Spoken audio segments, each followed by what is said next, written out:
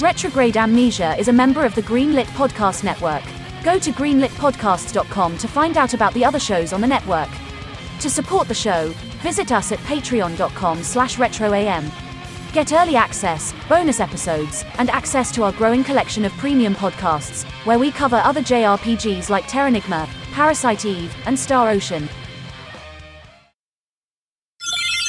Hey, Eric. Hey, Chris. Let's run it back. Like run to get a safety? Like we used to. Oh, okay.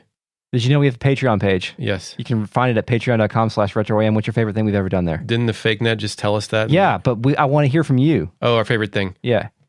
I wrote 550 multiple choice questions for you to answer based on a Xenogears lore book. Yeah. That's a lot of work. It seems like 120 hours of I did it all at work, so yeah. It was basically free time. Great. Well, you can listen to it for not free at patreon.com/retroam. Would you like to hear some hot sounds that I've recorded? Yep.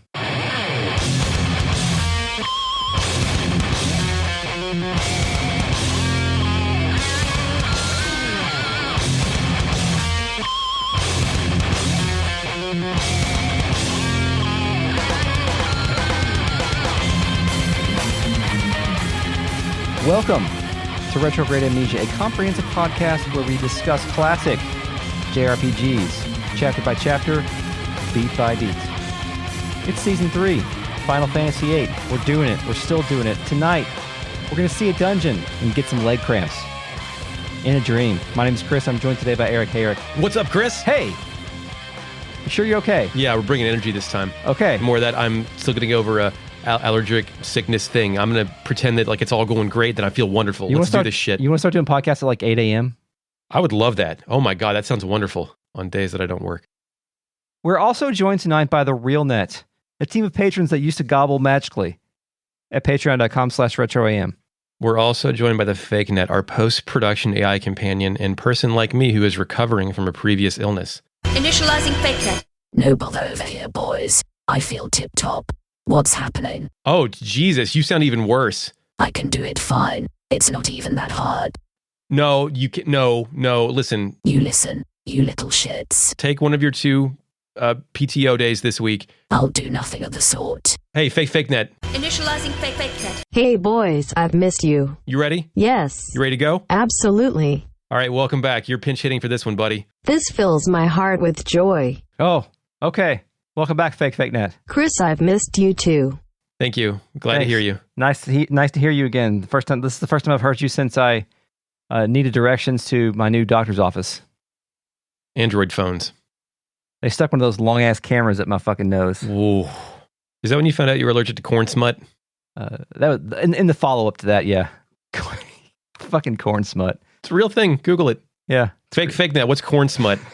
Initializing Fake Net. Corn smut is a plant disease caused by the pathogenic fungus Ustulagomatus that causes smut on maize and teosinte. Now if you'll excuse me, I need to do something. What are you doing? Don't touch me. Where did you get a digital knife? Hold still. Finish her. Fatality. Oh, Jesus. Okay. So yeah, Chris, we are done with delay. I don't know if we'll ever actually come back here. You'll have to if you want to do that Queen of Cards quest, because you didn't do that at the moment. But why would I want to do that when you've already done it? Completion, Chris. Oh, okay. Do you want to skip a part of this game we're supposed to be covering? Crisp?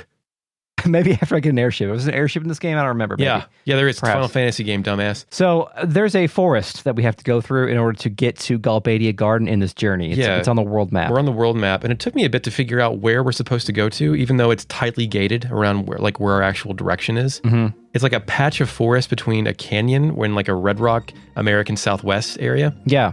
But then we access it, and it cuts to a scene of forest greenery, similar to, but not exactly like a forest from the Laguna flashback. Yeah, I was wondering if this is the same one. I think it was like pulled from the same, I don't know if it's the same one. Because they were going through a forest to get back to Delling City. There are no coincidences in these video games, right? Yeah, and it's definitely the same kind of like trees. You can get to Delling City by going through this forest if you keep going west. So, and that's where they were going in that sequence. So maybe so. They had their GDF ride, though, their goddamn fucker ride or whatever. Right. Yeah. Galbadian Defense Force. Yes. Kista speaks, suggesting we're not too far from Galbadia Garden now. Yep. But Selphie has an idea. She thinks there might be some bad news from the Galbadian government.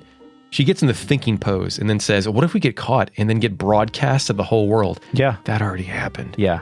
Zell steps forward and gets in the fighting vibration pose. He does. He then says the most Zell thing imaginable. Whatever happens, happens. Now come on, let's keep going. Sometimes you just need that, man. Yeah. You need your motivational, like, persistent wingman to, like, power you through impossible situations. Yeah, like Eric doing this podcast tonight. That's right. I can't do shit when I have a headache, so congratulations on powering through Yes, it. listeners, whenever I talk, my head hurts.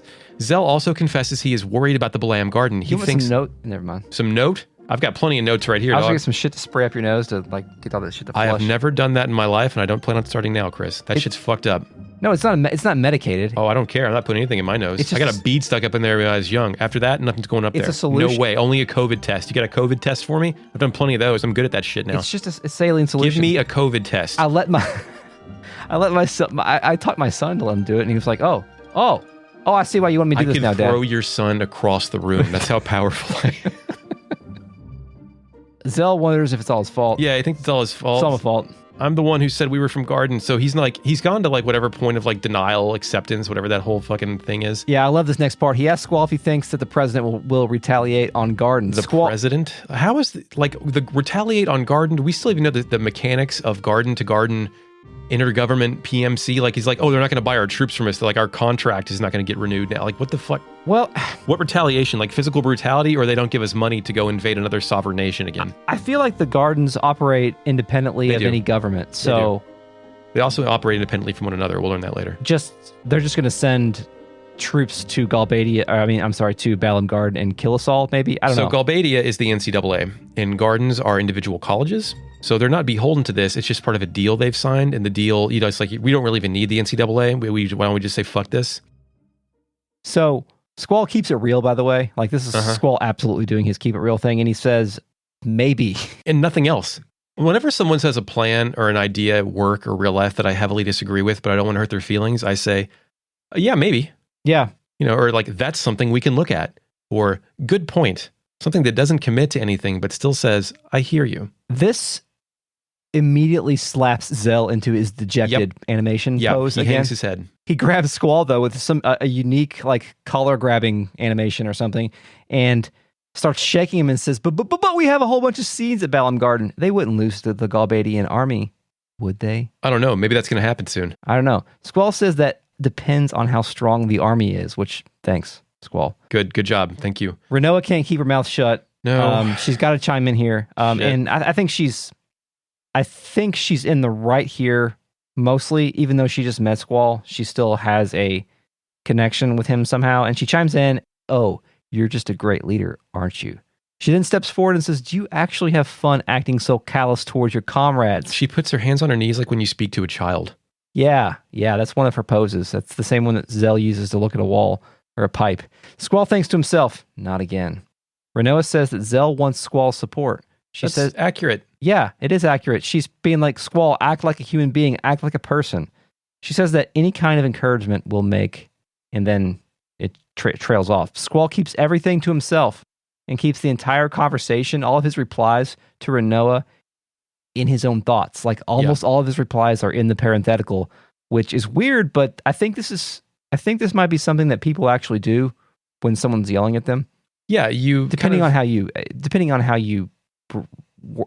like you have this, react to people. This wish of like things you wish you could say. I usually do that the day later in the shower as opposed to in real time. Yeah, I think that's normal. I think what Squall's doing here is not is not as normal as the kind of like. I'm not smart enough to react in real time with fantasy wishes with conversations. Yeah. Anyways, thoughts say that's just to ease your mind. Am I the only one who thinks that? No, I'm sure Cypher. ... Renoa then says, "Don't you ever worry or even think about the well-being of your comrades?" Pretty direct question. Yeah, comrade. He just like he says a classic Squall line, or he thinks it. I don't believe in relying on others. Then Renoa is begging and pleading, and she says, "Don't you understand?" And he thinks, "Whatever." Yeah, he no-sells all of her emotional pleas. He thinks, in parentheses, he doesn't believe in relying on others. We've seen him articulate that before. I got a really important in the Kistis conversation. Yeah, an important question here for you. Is Squall a facts and logic guy? Does he try to avoid emotional responses? Does he see it as a weakness? TBD. Okay. I think I'm leaning towards a yes, but we'll see. All right. It depends on if he has any particular trauma that made him this way, I guess. And then she says, "Are you listening, Squall?" And he's being assaulted by her relentlessly right now, and I'm wondering if that's a trigger for something, because then we hear the tea kettle noise. Yeah, the What does high-pitched that mean? beam scream, yeah. And yeah, it is an interesting question because nothing in particular triggered this response before, like the dream sequence. Mm-hmm. It was just, we're on the train, right? Yeah. Well, we thought we got gassed. Yeah, we thought we got gas, but probably not. So just that, and then the high-pitched beam scream shit happens, and Squall passes out, Kistis passes out, And then Selfie goes. and Selfie goes too. Zell runs over, and he can't believe this shit. He doesn't get to go this time. No, Zell says that he thinks they went over to the dream world, and I don't think Renoa has much of a No, response. that's enough for Renoa. It's like, oh, okay, the dream world. That's something that happens here. Yes, the DLC in the Final Fantasy VIII Remake is where you are Renoa, and you have to hang out with Zell until they all wake up. I want to see that conversation. Yeah, I do want to see that. Yeah. Like, what do they talk about? He talks about, like, toy soldiers, and she talks about deceit and growing up in a... Spoilers. Absolutely. It's great. So now we're back into the dream world, and I'm so happy to be back in the dream world. Yeah, I love the dream world. I love Laguna. Junction is playing. Uh-huh. It's got that Uematsu kind of mystical cave kind of feel to With it. Uematsu stuff, there are definitely, like, classic hallmarks that I recognize that remind me of other games, but aren't exactly from other games. Yeah, I mean, even the Like, martial it's law super song. Final Fantasy, yeah. Yeah, even the martial law song. There's literally a song called "Under Martial Law" in Final Fantasy VI, and the songs don't sound anything alike, but they both work for that moment in a really good way. Mitsuda, for example, has a bunch of songs that are like the jewel that cannot be stolen, treasure that cannot be stolen. Like, these themes keep coming up over and over again. Yeah, the one in particular that we pointed out a lot in between season 2 and season 1 was the Solaris song versus the Sultan Pipor song. Yeah. So yeah, there's all the Goofy song. Yeah. So, like, we're cliffside. Yeah. Laguna's overlooking like a fenced off cliff. Yeah, it still feels like we're in a jungle type area. Yeah. Like it just has the appearance of like humidity. Ward is there, and he asks Kyros if he's sure if this is the place. Yep. Kyros, who I just noticed has a fairly incredible set of braids. Yeah, me too. Also, by the way, Kyros, black guy. Yeah. This is the first black guy we've seen in this game. Yeah, and like, there's no one else is black, right? Not even at the gardens. Right. Or I think the guy that graduated with this might be black. It's hard to say. I don't know, but Yeah. it's as far as minority representation, it is just a bunch of white people. Maybe Renoa has some Eastern traits a little bit. Probably a Japanese person would say that they are all Eastern people. Okay, you know what sure. I mean? Yeah, it depends. You read what you see. Yeah. So it is weird how like Barrett was there, but there were no other black people in Final Fantasy VII, and I think there are probably no other black people in this game. It's weird. There weren't, were there? It makes it feel token. Yeah, but I mean, just for inclusion. Yeah. Better than nothing, I guess. I don't know. Kyros does have awesome hair. I also have a note here too. Like he's great hair. He has 3 long braids, and they each have. I think the ties around those braids are each differently colored. It looks great. It's pretty good for PS1. Ward's positive though. Ward doesn't want to be patrolling the wrong place, which apparently was an incident the last time this happened. Ward then turns around to look at Laguna, and the camera pans up. The cliff is overlooking some kind of battleship, Merkaba, secret base, mining operation. Yeah, I think the correct answer is a mining operation or excavation site. Laguna turns around and says, sorry, this ain't the place. Yeah, the boys, they can't believe this shit. No. The latter's saying, this is it, let's go, Commander. Laguna's trying to weasel out of this shit. Is it because he's a coward or because Julia's playing tonight, Chris? Well, Laguna is absolutely doing this shit on purpose, isn't he? To drive, he is a terrible leader. He's very bad. He drives his little compatriots who follow him around insane. Yeah, and I think the purpose of this entire section is to drive that fact home with us, or to us, to let us know that Laguna, him being awkward isn't just around, his crush. He's just fucking that guy. This is some shit you got to put up with every day. Yeah. Laguna then says, somehow I have a bad feeling about this, and you can pick, not just my imagination, or a bad feeling. Yeah. What'd you pick? I picked, a bad feeling. What happened? Laguna says that he seriously has a bad feeling and there's something fishy going on here. And then he says, or did you pick the first one? Yes. Yeah. I picked nah, and he says, nah, everything's cool. Then he asks Ward and Kyros to make sure they're fully equipped. They say they are on duty and they should make a move to check things out, which is like, yes, we're equipped, we're at work. Yeah, there was one more line in my thing. I wasn't sure if this would be a shared line between both of us, but it sounds like maybe not. Laguna says there at the end of that, he goes, you know what the old folks say, the unfamiliar always happens. Which is the first... What? Yes, exactly. It's the first hint that Laguna is the kind of guy who tries to... It's like fucking Biff Tannen, where he's trying to like come up with a phrase, or like make like a tree and lead. Like he can't do the right fucking thing. He fucks up the phrase. He fucks it up. And Laguna does that multiple times throughout the section. So there's our first hint that Laguna is trying to be cool, or trying to sound wise, but fucking just. I mean, I flamed out a lot when I was 27, whatever he is. Oh yeah, 37, what I am now. Like, but he's making an effort to like try to have these sayings and these quips, and he just not. You can't do it. Why am I in a leader? Why do they do this to me? Yeah, and the only question is like, is he doing that on purpose, or is he just to fuck up? Just him. Don't know. We have control. Laguna runs with his head down and body leaned forward. What in the hell? Did you notice the junctions transferred over from character to the character of the ones that passed out? They map 1-to-1, so if you didn't have Kisses Junction, sorry, guy. Yeah, you can still move the GF all over to the other character, but you will not have the magic. Oh, okay. So just the GF. So in my case, I had that happened to me, and actually, let's see here. Yeah, in my case, Kyros had nothing junction, so I could not access the full stock of magic that I had built up for I think because he was mapped to selfie. For junctioning purposes? Yeah. And so it's neat from a narrative perspective that there's a 1-to-1 transfer between the characters that go into the dream and what you have on there. Plus, but it's kind of sucks that you can't access your full stock of magic. Like Kistis, this is new for Kistis, right? Yeah. So it's weird that they're in different body, or like their stats go to bodies, but their presence is a collective viewership, right? Or are they independently viewing and commenting on their own? I think they're independently viewing on their own, but they're each inhabiting the perspective of the body they are inhabiting. Okay. Because Squall is always Laguna, obviously, and he specifically said he dreamt he was an idiot. Like he's. I dreamt I was a moron. Yeah, you're right. Yeah, so I think that's the case.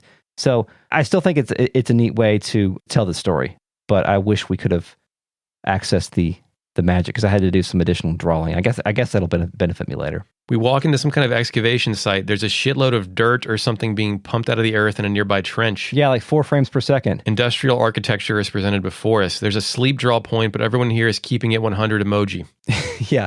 So I pop back in the menu real quick here to tinker with my junk. And I noticed, and I don't think we pointed this out, that the menus in this game will tell you the location of the place that you're in at the bottom. Oh, yeah. What does it say? It says Centra Excavation Site. Oh, that's what we've heard before. Like, yes. Centra is, I'm just imagining the ancient, technological powerhouse. We have heard about Centra before. Do you remember where? The computer? No, it was Zell's neighbor's house. There's a kid reading an atlas. Oh, that's right. He spoke with that kid. He would tell us while he's looking at that atlas. He would wonder how tiny we are in the grand scheme of things. And he would tell us, but the powerful nation of Galbadia, a mysterious country called Esthar, and the destroyed country of Centra. So we're there. When you're saying Esthar, you're saying Esthar. I just got that. Esthar. When you said like Esthar a few episodes ago, I was like, what the fuck is he talking about? I had no idea what you were talking about. Esthar. It could be pronounced that way. I never thought of that in my life. Is it Esthar? Esthar. Esthar. Esther. Tell you what, let us divide the binary. You go Esthar, I'll go Esthar. All right. All right. Never the two shall meet. Esther sounds like my grandma. Your grandma's name Esther? No, but it's a grandma name, right? Dear Grandma Esther. Dear Esther. I'll walk forward a little bit, and Laguna says, but seriously, this place sure is strange. What the heck is this big pile of rocks? You think these are natural rocks used for carving tombstones? What the fuck kind of question is that? What a fucking pull. Who guesses tombstones at any rock factory, Chris? I have a question. Is Laguna playing 4D chess? Oh, that's a great question. No. Okay. I think this is all sincere. That was his legitimate first thought. His first thought is, okay. Yeah. Kiro says, who knows, who cares? Yeah, that's very logical. Ward asks Laguna why he's been running around so strange, and his run animation is different, right? Like it's fucked up.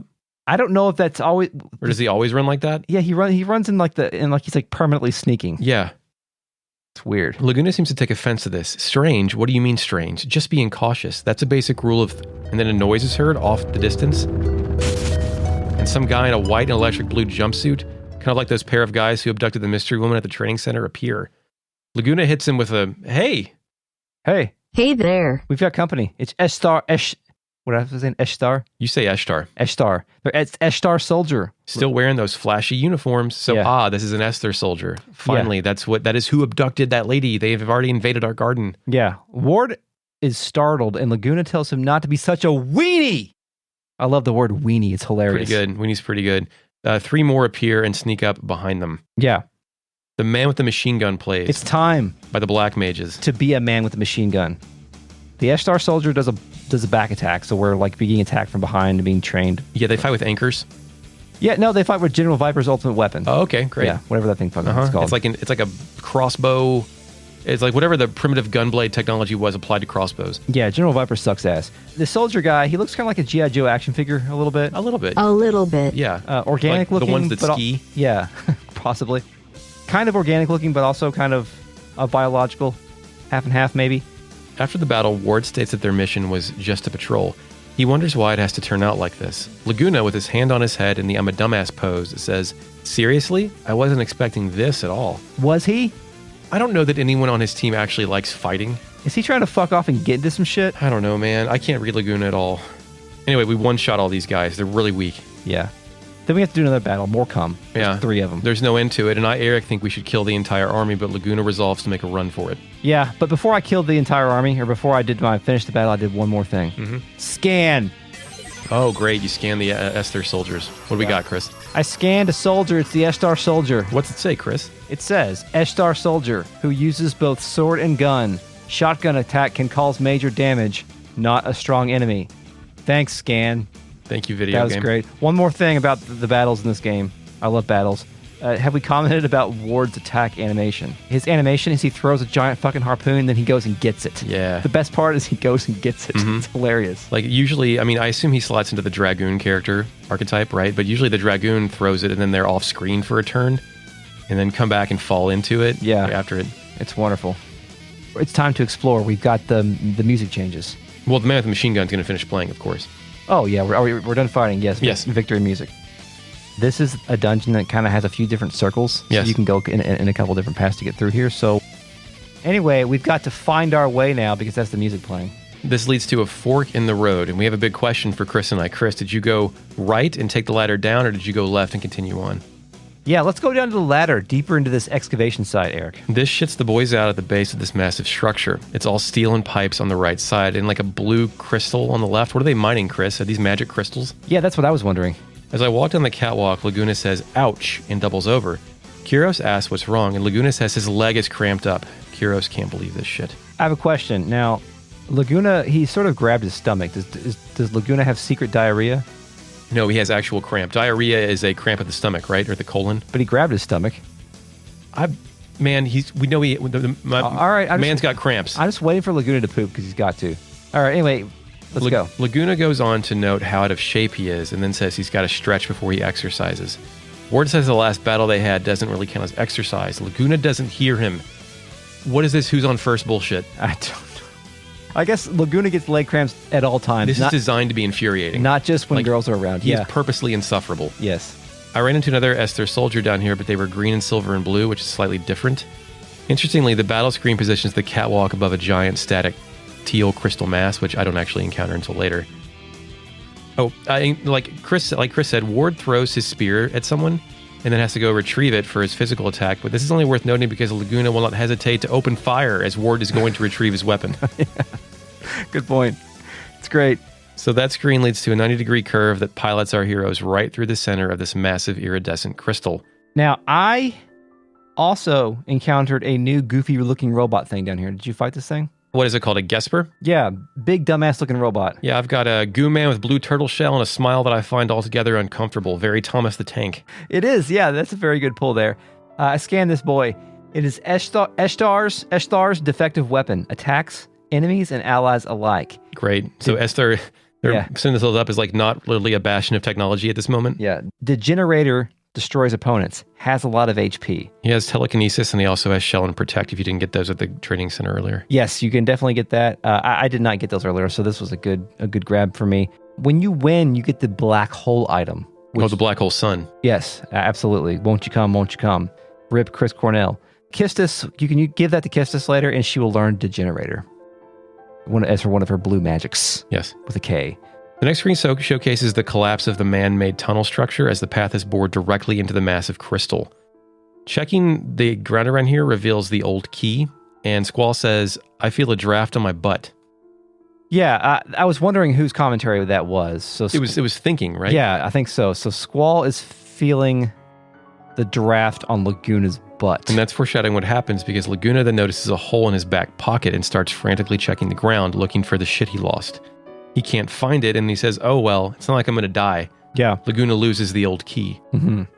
The next screen presents a 4-way path that we can't access, but demonstrates another path has been carved through the crystal, presumably by some kind of massive drill that we never see. Mm-hmm. The next screen has 3 metal doors in the floor. One of them makes an unlocking noise when I walk over it, but I can't access them otherwise. Not true, though. Ward notices one has a lever we can use. Laguna thinks that if we use this, some stubborn Esthar fool won't be able to come after us. Which, when I was 5, I dug a trap in my backyard to catch robbers. Yeah. That's the same kind of technology we're... It's the same kind of mentality we're working with as well. Kyros wonders what Laguna is up to, and Ward bets that it's something stupid. Yeah. Laguna says the lever for this hatch is broken anyway, so we just need to loosen it a bit, and it's going to set a trap or something. Yeah, All of a sudden, whoops, they go down. Yeah. Laguna really admits, or he really thinks he's a genius here. Yeah, they say the one who makes fun of genius will end up crying in the end. Kyros can't believe this shit, and Ward asks who the genius is. Yeah. Laguna demands they shut up and just tell him that the latch on the thing is broken and can be used to trap the hapless soldiers. One who makes fun of genius will end up crying in the end is another like Laguna-ism where of a thing he thinks is a saying. It's not, yeah. So I was fine with murdering them, and so were all of these guys earlier, so why are they so getting bent out of shape about trapping them now? It's weird. Ward can't believe the Esthar soldiers really fall for this shit. Now, did you do it? Well, Laguna says something very Laguna next. He says, we won't know until we try, and those who never try will never know. Yeah, that's true. Yeah, you're right. Is this Goku optimism, Chris? Woo! A lot of Goku in Laguna. I think Laguna is acting on more than just an impulse, which is what Goku does, so... Well, if you set this up, you leave the screen, and immediately it shows a soldier falling into the trap. Yeah, I didn't do it at first because I encountered this coming from the opposite way, so... There's a whole... You'll find in this little dungeon, there's a whole series of, like, pratfalls you can construct to lessen the number of battles you fight at the end of the dungeon. And this is one of them. Okay. This is Snake. Hey Snake, it's Sam. Who are you? Sam, from the brand new PlayStation podcast, Polygon Symphonies. Is that so? Yeah, it's a podcast that's exploring the PlayStation library. Impossible. Well, not really. Each week, we take a game, play it, and then we rank it in our grand list of games. Is that right? Yeah, it's available on iTunes, Spotify, or wherever you get your podcasts. I didn't mean to sound sarcastic. That's okay. Just check out Polygon Symphonies, the PlayStation podcast from the Greenlit Network. On the Super Nintendad's Entertainment Podcast, catch us grumbling about the news every Monday on the Morning Dadcast, chatting with industry professionals, and most importantly, teaching our kids just how incredible or horrible 80s and 90s video game and pop culture truly was. All right, what else you got? The Sega Slingshot. Don't have a cow, man. The blast processing was really fast. Why can Knuckles fly even? Tide prawn dough. What does that even mean? Samurai pizza cats. Gabe, we almost named you Guido Anchovy. Doing a Belvedere requires a set of low hangers. I'm gonna die. Right here on Greenlit. The final screen is more crystal tunnels with some caution barriers on both sides. It terminates at a ladder. You can find the old key on the ground again here. And Laguna puts it in his shirt pocket this time, but then he sneezes and loses it again. What are you doing, video game? He says... I didn't get that part. You didn't get that? He says, Oh, well, nothing cheaper than something free. Oh, yep. Kyros and Ward can't believe this shit. The gang then makes it to a circle pit thing with a catwalk that divides into 3 paths. Yeah. Also, like a ton of shit overhead and a smattering of spotlights. The left path is blocked, and the right has a draw point for Confuse. And then if you go straight, it leads back to the entrance. You've looped the circle. Yes. I have no idea where to go. Yeah. With this, like, these iridescent crystals, this whole entire mining operation going on here, the fact that this is a Final Fantasy game leads me to believe that they're excavating an ancient power. Like, if it's not a giant robot, it's an ancient power, right? Yeah. Is that what's going on here? I'm starting to wonder about that because we know that we're in Centra, and we know from the game's lore, from the NPC, that Centra is a destroyed country. Yeah. So my thought believes destroyed or ancient? I think it was destroyed. Okay. Yeah, I think it was destroyed. And it leads me to believe that they found some sort of power. They found Lavos, or they found the Veltal or something to fucking destroy them all. You can never actually come back here, and this isn't really a spoiler, but it is plainly visible on the world map where it was scraped of this crystal. Oh, cool. Okay. The manner in which this game is dispensing its world building and the lore surrounding that is much different than what we're used to. I think you maybe made a reference to the Xenogears Ave Kislev Civil War lore dump in the first 5 seconds of the game. This game, we're getting bits and pieces of the world's backstory, mostly from these Laguna sequences. I mean, we get a little bit from the NPCs, but most of it's coming from this instead of just straight info dumps from characters surrounding the main cast. You're essentially playing the prologue during the actual game. It helps too because, as we mentioned before, we have no adults with us that can tell us about the world. Like the best that anyone can do is kiss us, and she's just like been to Galbadia. Well, our only other adult friend, Sid. By the way, no portrait characters in this game because you don't need them. Yeah. But Sid's just a doddering old man. Yeah, absolutely. Good God. There's inefficiencies with this approach in terms of the way it delivers the lore to us through these sequences. And I think I hated it the first time around. And now, because I think I wanted to get back to the main story, I wanted to get to the next big set piece moment. But now you crave lore. You fear nothing. I crave lore. Nice. Very good. Laguna. Lore. Loire. Did you go back and mess with those trapdoors at all? I did. I eventually unlatched them. Yeah. In after one, I looked around. You would like trap yourself and Kyros, and Ward prevents you from doing it. Oh, really? Yeah, and the other, the door is stuck and we can't do anything, but oh shit, you're supposed to loop around and go back and unlock it and some other stuff. But eventually, I figured out you're supposed to, there's like this crystal hallway that leads north upon that where you lost the key the first time that I just overlooked. Yeah, there's a fork there that leads to another split path, I think. Yeah, there's a more of a natural cave system, but lit with small red lights to create a makeshift path. There's also like a tree down here with leaves. Yeah. All these sort of platform that connects to another cave system. The screen has a 3-way split point with a save point and then more boring crystals. I go left and push a boulder out of the way. Did you do that? You pushed the boulder? Yeah, I found a boulder and I pushed it. Ward points out that Laguna has to go around touching everything like he's a little kid. Kyros asks him to chill out a little. Laguna says, "Whatever, man," my favorite Mega Man boss. He says whatever. Huh. Yeah, well, weird. Popular localization term. So when he says whatever, is Squall bleeding through Laguna or is it something else? Like, is Squall like subtly influencing him, like his dialogue choices here? We did have, I think in the first sequence, we had a choice of what to think. Remember? Yeah, like there is subtle, like 2% influence. Yeah. Laguna credits himself for ending those Esthar soldiers and that rock. It's like killing 2 pigs with 1 stone. I'm just so awesome. Genius, I tell you. And then Ward and Kyros question the use of the word pigs over birds. Yeah. At this point, Ward has darkness and I refuse to heal him. You gotta keep those Isunas up at 100, right? The next screen has a massive chasm, the center of which is a pink blast hole that bleeds out to the normal crystal blue. Crystal blue, I love that term. A set of stairs with a yellow stripe down the center and yellow handrails guide the path.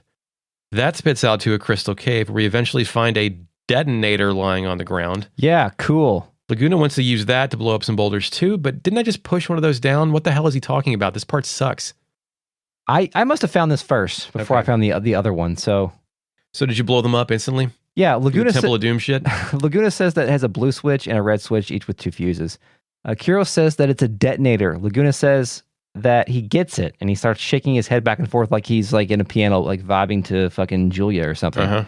And Laguna says the short blue fuse is for the boulder, that's close to us, and the long red fuse is for the boulder further down. Ward asks Laguna if he's fucking crazy. Editorial fucking added. He says editorial fucking. He says that he doesn't know how powerful that thing will be. Laguna says, "I bet it's not all that. The detonator's right here. As long as we stay behind it, it'll be all right, man." I bet it's not all that is what Laguna thinks the title to She's All That is. So we get the option to press the blue switch or the red switch. Blue switch, red light, green light, blue switch, red. What's your favorite bomb detonation sequence in cinema, Chris? Wow, great question. Bomb detonation sequence in... Is it when Tom Cruise smashes the gum? I can't think of a good one. I like Oliver Platt and Executive Decision. Oh, good. Okay, great. Fake Net, what's your favorite bomb sequence? Help me. Fake Net. Initializing fake net. The water puzzle in Die Hard with a Vengeance. I decided to press the red switch first, which is the furthest boulder away. We hit that, we see the boulder down below rolling down a hole and then chasing after a soldier like a fucking cartoon and clogging up a walkway. It falls in a hole like a pinball and then a third magic door opens. Yeah, the guys talk shit to Laguna for a minute about being safe with all this.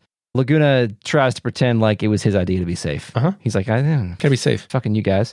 Laguna says that anyway, we're still alive, right? It's possible that Laguna just wants to die in the most ridiculous way possible. Like, is that an option here? That's his death drive, is just to kill himself in the most outstanding, immeasurable way that anyone can imagine. I think, he may be trying to get himself killed, but like he doesn't want to know it's coming, so he's just being the biggest dumbass he possibly can. Is this like the shit where like you don't want to commit suicide, but you do end up walking a tightrope over an alligator pit? Yeah, something like that. Yeah. I'm going to hit the blue switch now, okay? Yeah. Ready for that one? Yep. As soon as we hit it, we run because it's going to blow. The boulder rolls down the hill and then chases off some more soldiers and clogs up the original hole. And then Laguna says, I told you guys it wasn't all that powerful. The next screen leads to the outside world, a collection of gold and mauve rocks that lead to an open ocean. I run up them and 2 soldiers run out of the stairs behind me. Laguna can't believe this shit. We're cornered. Kiros and Ward also cannot believe this shit. We get in a fight. Chris, as the man with the machine gun plays, let's talk about some limits. Limit breaks? Some limit breaks for these guys. They each have their own signature limit break, and I don't know if they get more in the game, but for now, Ward's is Massive Anchor.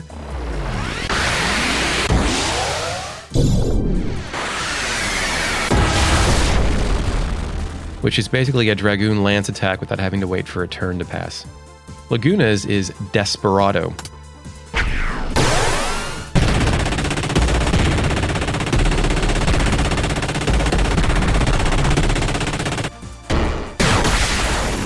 He tosses a grenade at a guy and then throws up a grappling hook and dangles above the target, spraying it with machine gun fire. Wow, like... He then returns to his position as the grenade explodes and does additional damage.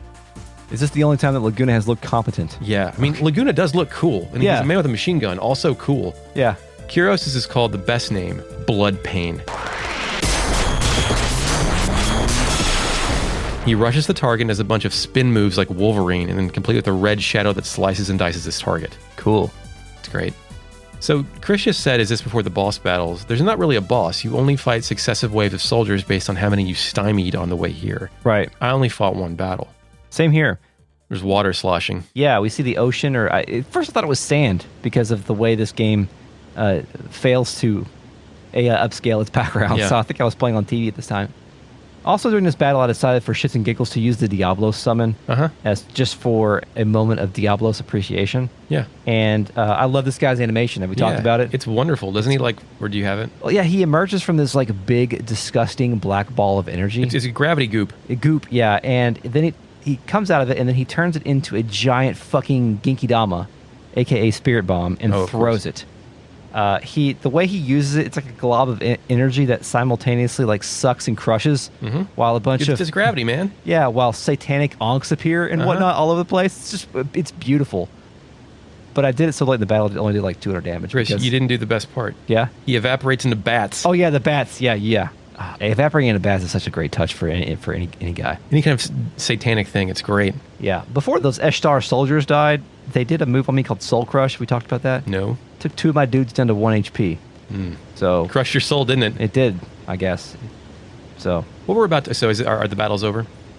Battle's over. Victory music. I think you're supposed to have 1 HP here because Ward and Kiros are fucked up. Ah. This is where the open water is sloshing as the boys approach the cliff, which just so happens to overlook 3 small boats. Laguna thinks they're saved. Lady Luck is on our side. We can escape to Galbadia. We did it. Kiros doesn't feel so lucky, noting they've been run down. Laguna reminds Kiros of what his grandmother said about bad things people say coming true. Kiros reluctantly agrees with this sentiment, and then Ward makes gurgling noises. I think at this point in time, Ward, like me, is wondering what these goddamn fuckers are talking about, and he grunts. Yeah. Laguna demands to know what he just said. Yeah.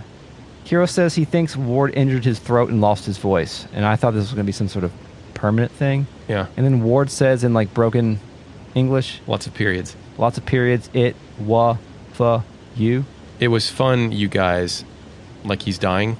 Maybe he is dying. Laguna tells him it's not cool to say things like that, man. He says just for that, he's going to get the coochie treatment. Laguna is a bad boss. What the fuck? He's a bad boss. What the fuck is... I think you can pin coochie on Richard, by the way. Yeah, thanks, Richard. Laguna then tickles Ward, asks if he wants any more, and everybody tosses out some dots. Yeah, spitting periods all over the fucking place here. Laguna notices the boats, so I guess they weren't ours. I thought for some reason we may have taken them here, but that doesn't make any sense either. No, Kiros said they would normally call it a vessel. Laguna doesn't give a shit what they're called. They're getting on. We're going back to Galbadia. And you know what's in Galbadia, Chris. It's Julia. Laguna then picks Kiros up and front flips him off the cliff and into water. Have you ever seen someone try to teach somebody how to do a front flip?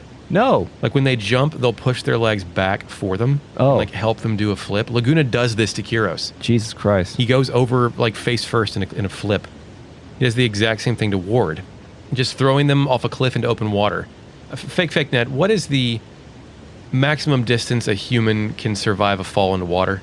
Initializing fake net. The upper survival limits of human tolerance to impact velocity in water are evidently close to 100 feet a second, which is 68.2 miles per hour corrected velocity, or the equivalent of a 186-foot free fall. Laguna then peers over the edge. You guys sure have some guts. You know how high this cliff is? He says this right after he threw them off it. This is a thought you have before you throw your buddies off a cliff. Right. Laguna then gingerly tries to climb down, but slips and hits his head and falls off. End of dream. It really did look like he fell to his death. He looked like he Homer Simpson, like falling down, like not jumping the canyon type shit. He finally shit himself. Yeah, finally. It's out. We're done. It's great. We're done. We're in a forest. Yeah, we're back in the forest. The birds. Birds and woodland stream. The rivers, the trees. Zell is pacing and Renault is staring into the distance, which is probably the only thing you can do when you're hanging out with Zell for however long that was. I wonder if dream time is in real time, right? Like, is it distorted to where it's like 3 minutes and then 5 hours in the dream? Are we going by Inception rules here? Definitely some time has passed because they look bored, and on the train ride, it was like, on a train ride. Mm-hmm. Train rides take time, right? So Zell immediately asked if it was Laguna again. He's like, huh? He's like, I mean, it's a reasonable question to ask if it's like some guy or you just remote viewed some other fuckers. Yeah, Selfie treats this like a fucking TV show. Yeah. She says that Sir Laguna is in big trouble and she hopes he'll be okay. Kisses notices this isn't our first time and asks what's up. We also avoided telling her about this. Yeah. Gual notes that if it weren't for her, he could tell the others it was all a crazy dream. Instead, my guy kicks the can down the road and gives an answer only possible in dramatic fiction. We'll just be wasting our time trying to figure it out. Yeah, that's what a couple people told us when we first started podcasting about JRPGs, but we said, fuck you, we're going to keep doing it. Zell agrees, let's go. He thinks we're almost there. No one actually told us that. Nope. Renoa takes a step forward, speaking to Squall alone while everybody else trots off. She says, Squall, I think I may have said too much. I'm sorry. Folks, what's it going to be? How's Squall going to respond? Patience and understanding? Accepting of her apology? Trying to share some common ground? No, he just thinks to himself. Forget about it. Hard cut. I don't think that Squall knows how this works. If you accept apology, you have to externalize your acquiescence. Dude, okay, so the last time someone poured their heart out, he said, are you done? Just not saying anything is an improvement. Yeah, that is true. Will Squall ever externalize his acquiescence? I wrote externalize your acquiescence, and I want to say it as many times as possible. It's pretty good. Why would I write that? That's your new exegesis. Yeah. Exegesis. Exegesis. We're on the world map. Bluefields plays. Haha, Selfie, and Kistis, a.k.a. Ward and Kyros, are at 1 HP because they got laid the fuck out. That's true. Out in this desert, I fight blood souls. Yeah. You find any blood souls, Chris? I did. They look like Triceratops embryos. I got small flying bug sacks with skull faces. Okay, well... They sound like this when they come out, Chris. And like this when they die. Thank you. Well, when you scan him, it says, it floats with gas that fills his body. Looks weak, but status-changing attacks may prove otherwise. We talked about float earlier. Chris, what's float do? Float Hold makes on, wait. What's float sound like? Oh, that's right. Thanks. Yeah. Float's good. It makes you float in the air. But I know, but like, what does that do? I think, well, I'm speaking strictly in Final Fantasy VI terms because that's what's most ingrained into my brain. It protects you from earthquakes and makes you more susceptible to a lightning magic. Yeah, okay. Look, like I knew it protect you from earth-based attacks, but that makes more sense for lightning. Yeah. I mean, oh my god, he's 3 inches off the ground. Of course he gets hit faster. Well, you're not grounded. Yeah. Also, I came across a Bethamel. Who's that? Belthamel. Other than what they sound like, which is this and this. It's a floating... the cousin of a son of a gun. It's got one of those like fucking rotating faces with... the taboo face from NES Taboo. Yeah, exactly. And like a tribal mask type design to it. We've got that guy's card, I'm sure. I got some berserks from that fella. Oh, nice. And I think because Squall is level 20 now in my game, I'm starting to get some higher level enemies. I got some Thundaras from this motherfucker and stocked up on Thundaras. I'm starting to get anxiety over... like, whenever I get a new party, I just switch all the GFs and magic over, but, like, part of me wants to have everyone with their own set of magic, but then you gotta keep GFs on people, or, like, will it combine spells? Like, I don't want to lose magic that I'm drawing. Like, you can keep magic and only switch GFs, right? Right. Okay. Right, yeah. And I do have a memory of this game using all of your characters in the final battle, so we are going to have to care for that at some point. I'll have to go draw 5,000 more things. Yes. Do you find any Grendels? No, I was trying to because I read that Grendel drops something that you need for one of Squall's weapons later. Generates dragon fangs, which are rare materials, and they're much easier to get at our current low levels. To fight Grendel, you know that little canyon with the forest? You have to rub up against the canyon. Rub the canyon. Like you have to make contact with the side of the canyon to fight Grendel. Oh, okay. I thought it was just in the forest. Grendel has a shitload of HP and sounds like this when it comes out. And like that when you murder it. Thanks, Grendel. Grendel and his mother. It has another rare drop. Not a rare drop, but it's like dragon skin, I think. Oh. Did you fight anything else? Yeah, I did. What'd you fight? I fought a cockatrice. It's a magic laser chicken that has break. Break's a spell. I drew some of those. Break turns you to stone and petrifies you. It also has an ability called Petrify Stare. Oh, cockatrices sound like this when they come out and this when they die. Also, I fought a Wendigo. Wendigo? Wendigo. Wendigo. I like Wingdingo way more. Wingdingo. Trey Wingdingo. It's a moldy, faceless ape. It has wrestling moves. It'll do power, like literally it says power bomb, and then it will do power bomb on you. I was half surprised it did not do the fucking diamond cutter or something, because it was like diamond cutter? Pretty well animated. I scanned it. It's a strong monster, but not good at using magic. Uses powerful physical attacks, relying on its strength instead. Thanks. Great. This probably held the title of the best faceless ape since the one in Sekiro. Yeah. No, you didn't get that far. I beat the ape the first time. Did the ape come back? You cut his head off, and he comes back without a head. Oh, okay. Yeah, I got maybe like one section past that. I should pick that back up sometime. It's a good game. We'll start over. I'll just play the same section over and over again until I relearn my abilities or my muscle memory. Initializing fake cat. A Wendigo sounds like this when it debuts, and like this after it dies. Also, I encountered an Ochu. Those big old fucking plant gobbler looking little shop of horror looking things. Plant gobbler. Plant gobbler. Plant gobbler. Scanned it. You know what it likes to do? What's that? It likes to live in forests. It attacks the tentacles and also uses status changing attacks. I was sitting to myself laughing the other day when I was cutting grass because the grot that we fought in the training center, like 8 episodes ago, you just called them weeds, and I found that very funny. Yeah. Ochi looks like those things' dad. The dad of those things. My father? You mean my dad? Yeah. Initializing fake cat. Ocha sounds like this when it comes out, and like this after it dies from your gun blade.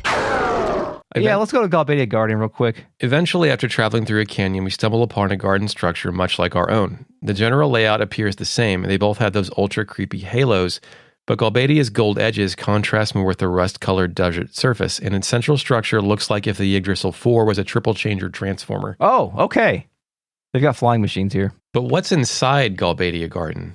I heard they have flying machines there, Chris. I heard they have more story sequences. I heard they have an ice hockey rink. Yeah, they do. I heard it's episode 13 of Retrograde Amnesia. Cool hats. Awesome hats. Let's consult the RealNet. Initializing RealNet.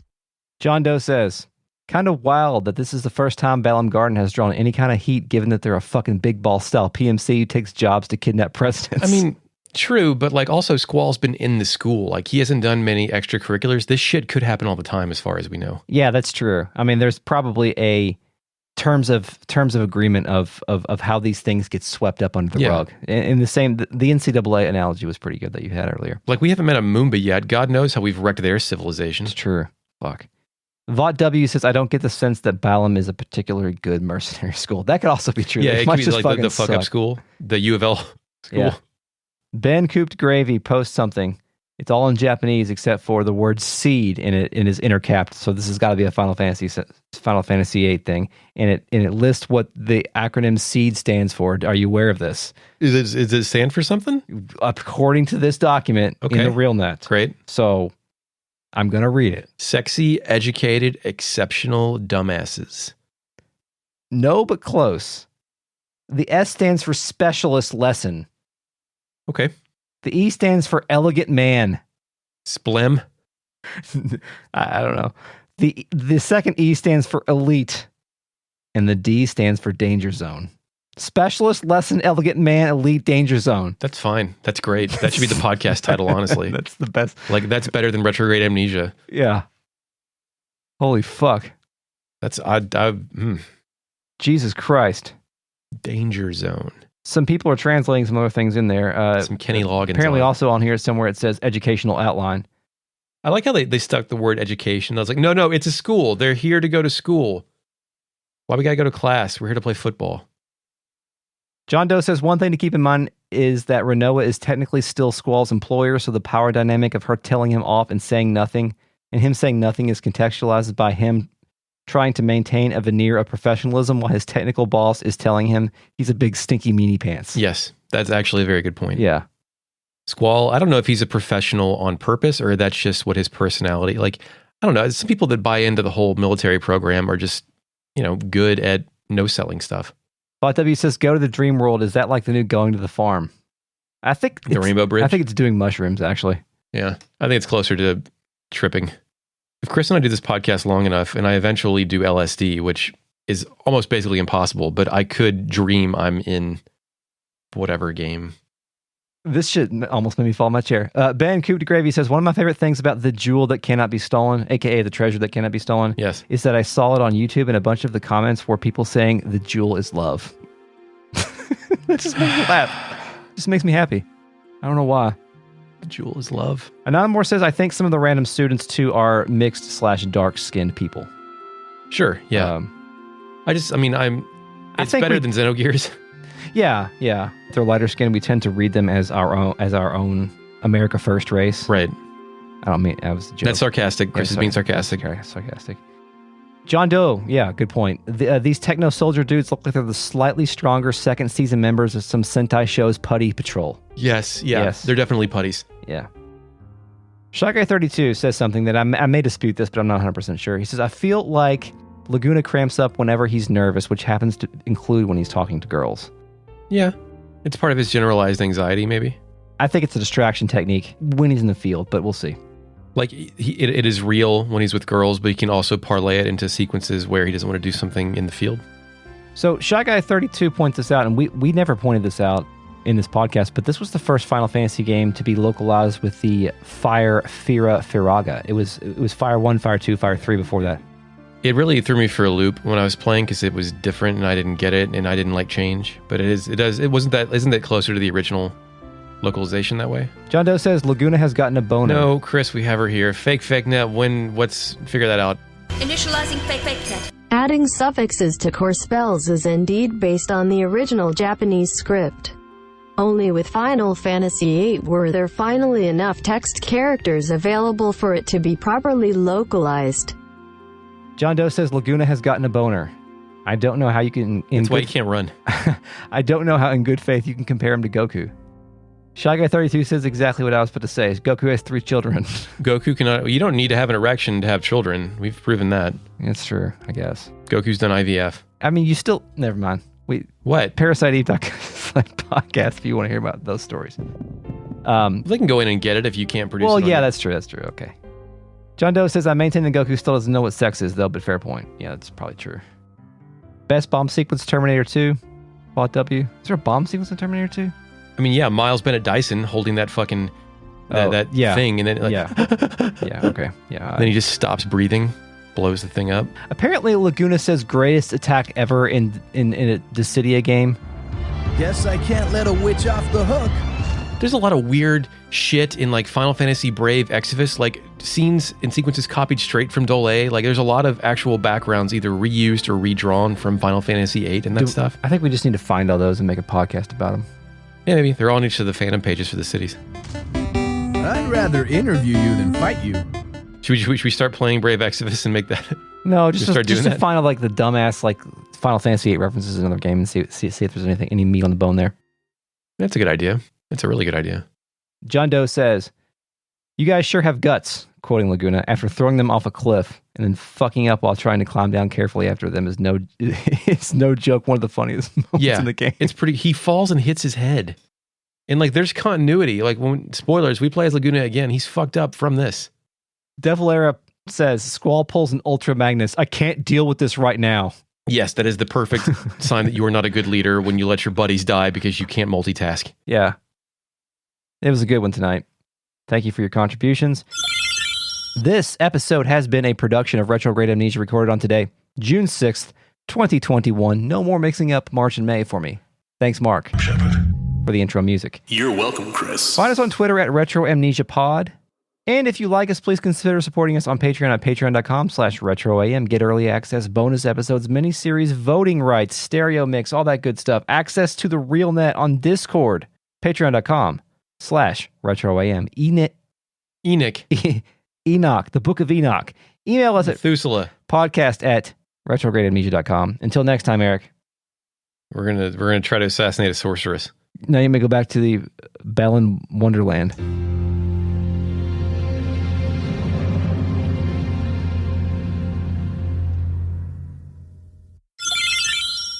Now you nailed her. No, this I knew. Have we not said Balam Wonderland yet? How has that not happened? I don't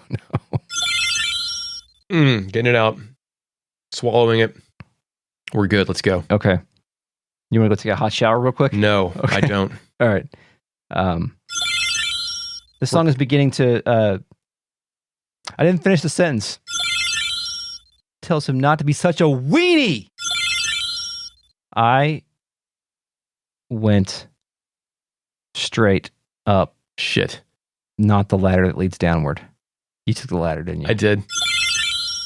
Oh, okay. Well, I have not pretty bad, but I have tinnitus, the ringing shit in your ears. Oh, cool. You've been listening to music too loud. No, it's because of the pressure, the fucking shit that gets stuck in my... I think it's because you're in a metal band, but okay. No, I've never been allowed... No, it has nothing to do with hearing. My hearing's fine. It has to do with... Because the doctor said that as your hearing degrades, that can get worse. Have you done that frequency test where you listen to frequencies and see what you can't hear anymore? Yeah.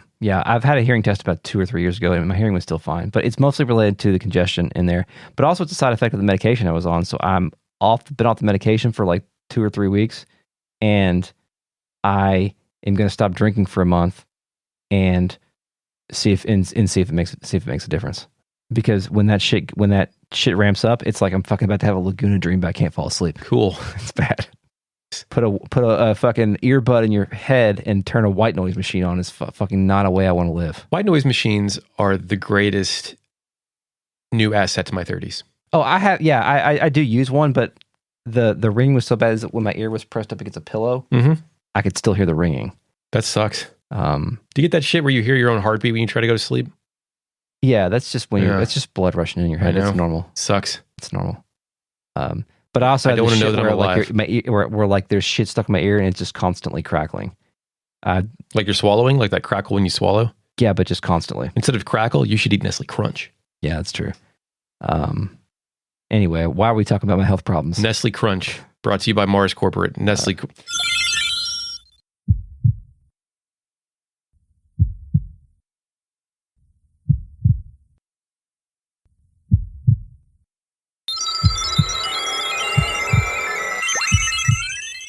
Fear not, listeners. The wound was fatal, but I have clawed my way back from hell.